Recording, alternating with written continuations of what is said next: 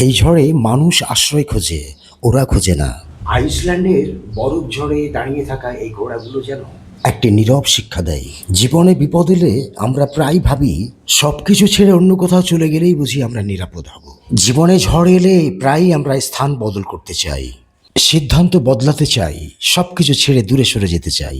এমন অবস্থায় সৃষ্টিকর্তা সেই পবিত্র বাণীটি মনে করিয়ে দেয়। সূরা বাকারার 153 নম্বর আয়াতটি, ইয়া আইয়ুহাল্লাযীনা আমানুস্তাঈনু বিস-সাবরি ওয়াস-সালাহ ইন্নাল্লাহা মা'আস-সাবিরিন।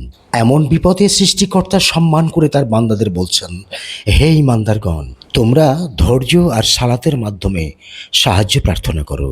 নিশ্চয় তিনি আল্লাহ ধৈর্যশীলদের সাথে আছেন। এই ঘোড়াগুলোর মতো কখনো কখনো ঝড়ে অটল থাকা পালিয়ে যাওয়ার চেয়ে সংঘবদ্ধ থাকা বেশি শক্তির পরিচয় দেয়। সৃষ্টিকর্তার উপর ভরসা রাখা আর সময়কে তার কাজ করতে দেওয়াই সবচেয়ে বড় সাহস।